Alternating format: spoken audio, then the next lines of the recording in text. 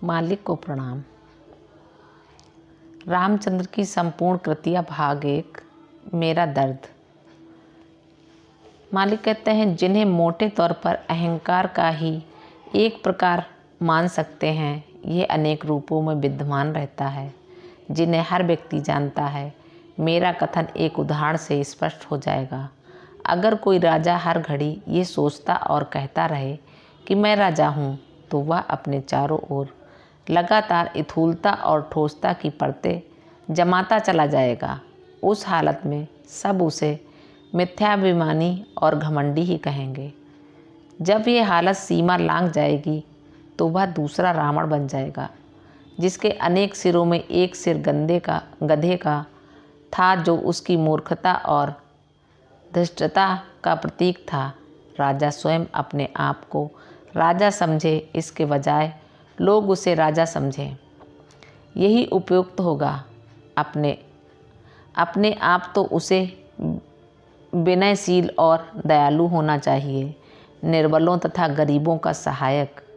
तभी प्रजा का सम्मान प्राप्त करने में वह समर्थ होगा। जब कोई अपने को छोटा और नीचा समझता है, तभी वह उच्चता के शिखर पर चढ़ पाता है। विनय से जो सिद्ध हो सकता है, वह धृष्टता से कभी नहीं मिल सकता। इसलिए व्यक्ति को अपने महान गुणों को किसी भी अवस्था में नहीं छोड़ना चाहिए, चाहे वह छोटा हो या बड़ा, उच्च वर्ण हो या निम्न, ब्राह्मण हो या शूद्र। ईश्वर की कोई जाति नहीं होती, ना ही वहाँ कोई सामाजिक भेदभाव होता है। अतएव मनुष्य के बीच में इनको लेकर कोई भेदभाव नहीं होना चाहिए।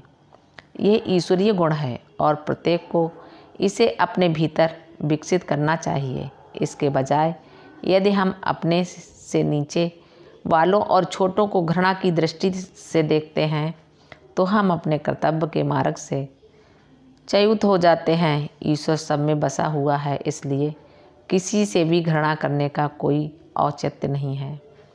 प्रगति के पथ पर बढ़ता हुआ अभ्यासी स्वतः एक समय इस स्थिति को पहुंच जाता है। कबीर ने बहुत सुंदर ढंग से अपनी सखियों में से एक में कहा है, नीचे कुल में जन्मे हुए सद्गुरु की शरण पाकर अनंत कृपा से पार उतर गए, परंतु ऊंचे कुल वाले उच्चता के अभिमान से भरकर अंत में डूब गए। इसीलिए हर व्यक्ति को इस दुर्गुण से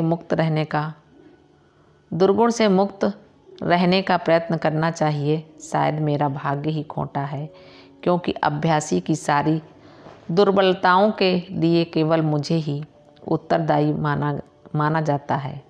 मेरे सहयोगियों में कुछ ऐसे भी हैं जो स्वयं कुछ भी कष्ट नहीं उठाना चाहते और ये आशा रखते हैं कि मैं ही अपनी आंतरिक शक्ति से उनके लिए सब कुछ कर दूं। वे चाहते हैं कि उन्हें सत्संग की ओर मैं ही खींच ले आऊं। उनके दैनिक अभ्यास में मैं ही उन्हें लगाए रखूं और उन्हें सही रास्ते पर ठीक ठाक पका करके अपनी इच्छा शक्ति के सहारे उन्हें मंडल और दशाएं पार कराता रहूं। वे अपने प्रयत्नों से जीवन के तौर तरीकों में कोई परिवर्तन नहीं करना चाहते, ना आदतों को बदलना चाहते हैं और ना ही बताए अनुसार साधना या अभ्यास करना चाहते हैं। परंतु इतना सब कुछ होते हुए भी अपने सारे पिछड़ेपन या प्रगति न होने के लिए दोषी मुझे ही ठहराते हैं। मैं भी अपने विचित्र स्वभाव के कारण ऐसा मानने लगता हूँ। इसीलिए कभी कभी उनकी परवाह या शाहकार के बिना भी प्रत्येक के लिए जो सर्वोत्तम मालूम पड़ता है, उसे उनमें ठूस ठास करने की कोशिश करता रहता हूँ। 1-2 अभ्यासी भाइयों ने तो मेरा यहाँ तक दोष निकाला कि मैंने एकदम से उन्हें ऊंची दशाएं नहीं दी।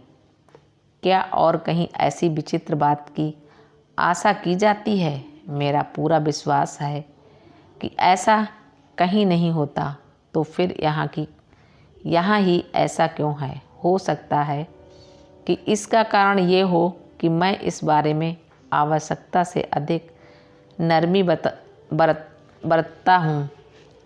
ये कहाँ तक न्याय संगत या उचित है, यह निर्णय मैं आप पर ही छोड़ देता हूँ। इस संबंध में मुझे एक उदाहरण याद आता है। एक महात्मा अपने एक शिष्य की भक्तिपूर्ण सेवा से अत्यधिक प्रभावित हुए और उस पर अपनी सारी कृपा एक साथ ही उड़ेलने लगे ताकि वह पूर्ण रूप से परिवर्तित होकर उनके सदस्य ही बन जाए। परिणाम ये हुआ कि ज्यों ही संरचना की क्रिया पूर्ण होने को आई, शिष्य मौत की घड़ियां गिनने लगा। मान लीजिए कि पूज्य माली की कृपा से ऐसी शक्ति मुझ में भी हो और मैं उसका प्रयोग अभ्यासी के जीवन की पूरी रक्षा करते हुए करूं, तो सारा काम निसंदेह क्षण मात्र में संपन्न हो जाएगा। परंतु अभ्यासी के लिए इसका कोई उपयोग नहीं होगा, क्योंकि उसमें बलात् ठूसी हुई इस दशा को वह पहचान नहीं पाएगा। इसके पहले तो उसको इसके नीचे के स्तर वाली दशा में रहने की ही आदत पड़ी हुई थी, फिर वह इसे कैसे समझ पाएगा। आमतौर पर किसी साधारण आदमी के लिए ऊंची से ऊंची उपलब्धि शांति की प्राप्ति ही होती है, पर ऊपर कही हुई स्थिति शांति से बहुत अधिक आगे की है। इसीलिए उसमें ऐसी स्थिति को पूर्णतः व्यक्त होने में पर्याप्त समय लगेगा। संभव है कि इस बीच अगर उसमें परीक्षा करने का धीरज न रहा तो ठगा गया समझकर शायद वह इस मार्ग को बीच में ही छोड़ दे। इसके अतिरिक्त यदि हालत क्षण भर में पूरे जोर से लाई जाए तो उसकी नस नाड़ियों के छिन्न भिन्न हो जाने का खतरा रहता है। दूसरे शब्दों में यह किसी को स्वर्ग में पहुंचाने के लिए जानबूझकर उसकी हत्या कर देने के समान हो सकता है। इसके अलावा एक रास्ता और भी है, वह है मन को क्षण भर में सुनियमित अवस्था में ले आना। मैंने एक बार एक उच्च कोटि तक पहुँचे हुए अभ्यासी पर ऐसा प्रयोग क्षण भर के लिए किया। क्षण भर के लिए बहुत ही हल्के स्पर्श से किया था और वह भी पूरी सुरक्षा रखते हुए। प्रतिफल ठीक उतना ही और वैसा ही हुआ जो मैं चाहता था, पर उसके हृदय पर 1.5 महीने से अधिक समय तक भारी बोझ सा बना रहा। पूरी अवधि में मुझे उन पर बड़ी सतर्क दृष्टि रखनी पड़ी कि कहीं उनका दिल ही न फट जाए। ये सब मैंने उनकी गहरी भक्ति को देखते हुए उन्हें हर समय के खतरे से बचाकर किया था। केवल वही ऐसे थे जिन पर यह प्रयोग संभव था। दुख की बात है कि और किसी ने आज तक मुझे वैसा प्रयोग करने को अभिप्रेरित नहीं किया। अपनी ओर से मैं हमेशा किसी को भी कम से कम समय में ऊंची से ऊंची आध्यात्मिक अवस्था देने को अत्यंत लालियत रहता हूँ।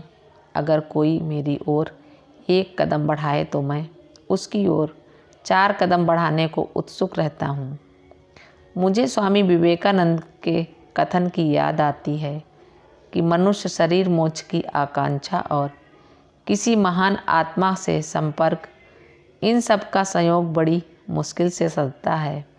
वस्तुतः मोक्ष या किसी उच्च आकांक्षा के रखने वाले बहुत कम होते हैं। उससे भी कम वे मिलते हैं जिनमें ये लगन तीव्रतम तड़प बन जाती है, परंतु लक्ष्य के लिए मेरी तड़प होना ही पर्याप्त नहीं होता। जब तक किसी अत्यंत ऊपर उठी हुई आत्मा से अति निकट का संपर्क न सधे, मान लीजिए कि वह भी हो जाए, फिर भी एक कमी रह जाती है, वह है अभ्यास। जब इन तीनों का सहयोग मिल जाता है तभी अंतिम लक्ष्य की प्राप्ति संभव हो सकती है। सभी महान संतों का यही सुस्थिर मत है। मेरे साथ एक कठिनाई और है, बड़ी जल्दी छूट दे देना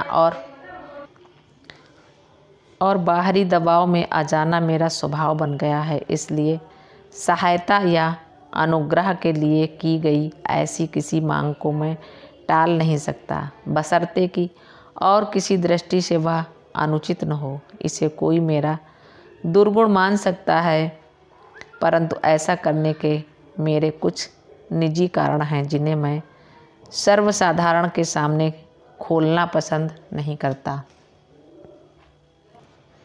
हालांकि मेरी हार्दिक इच्छा यही है कि आप सब भी स्वयं इसका स्वाद चखें, इसलिए अच्छा है कि ये दुर्गुण मेरा ही रहे और सिर्फ मुझ में ही बना रहे। अपनी आध्यात्मिक साधना के लिए कोई जो कुछ भी मुझसे चाहता है, मैं अंतरात्मा से उसे पूर्णता वह देने को प्रेरित रहता हूँ और उसकी इच्छित वस्तु उसे देता भी हूँ। उदाहरण के लिए मेरे पास आने वालों में से अधिकांश शांति चाहते हैं और उनकी इच्छा अनुसार उनमें मैं वही संचारित करता रहता हूँ। इस प्रकार मुझे बाध्य होकर शांति की ही एक पर एक मात्राएं देते रहना पड़ता है और वास्तविक लक्ष्य की ओर काम रुका रहकर उसमें काफ़ी देरी हो जाती है। ऐसे लोगों का आध्यात्मिक प्रशिक्षण मैं खुलकर स्वतंत्रता पूर्वक वास्तविक आध्यात्मिक ढंग से नहीं कर सकता। विश्राम के समय अधिकतर मैं प्रशिक्षण पाने वाले अभ्यासियों की सफाई करता रहता हूँ ताकि उनमें ईश्वर का सतत स्मरण पैदा हो। ये सेवा मेरे लिए ईश्वर की सेवा के बराबर ही है, अतः मैं उसे अपना सबसे बड़ा कर्तव्य मानता हूँ। पर यह बड़ा कठिन काम है और इसमें काफ़ी लंबे समय की ज़रूरत होती है। इससे अभ्यासी का धीरज भी छूट सकता है। आमतौर पर जब सफाई का काम चलता है या संस्कार और बंधन ढीले किए जाते हैं तब ध्यान में मन नहीं लगता, परंतु यही एकमात्र प्रभावकारी मार्ग है जिससे पवित्र लक्ष्य की प्राप्ति में सबसे अधिक सहायता मिलती है। ये सब करते हुए मुझे अभ्यासी के संतोष और शांति की इच्छा का भी ध्यान रखना पड़ता है, जिनका उसकी दृष्टि में सबसे अधिक मूल्य है। इसलिए सब ऐसी प्राणाहुति दी जाती है तो वह समझने लगता है कि कोई असर नहीं हो रहा है। फलस्वरूप वह सत्संग तक छोड़ देता है। ठीक तो ये होता कि वह शिक्षक की क्षमता अच्छी तरह जांचकर उसे पूर्ण समर्थ पा लेने के बाद पूरे विश्वास के साथ उसका अनुसरण करता और हर चीज़ को पूरा उसी के भरोसे छोड़ देता। अपने आध्यात्मिक प्रशिक्षण के साधन और उपायों के बारे में गुरु पर प्रतिबंध नहीं लादना चाहिए, क्योंकि अभ्यासी के हित में सबसे अच्छा क्या है ये केवल गुरु ही समझ सकता है। बहुधा कुछ अभ्यासियों की शिकायत रहती है कि उनके निजी अभ्यास में उतनी स्थिरता और अंत शोषण नहीं मिलता जितना मेरे साथ बैठने में। यह बिल्कुल स्वाभाविक है, क्योंकि उनका मुख्य लक्ष्य शांति पाना है, ना कि मालिक को प्रणाम। सभी अभ्यासी भाई बहनों को नमस्कार, धन्यवाद।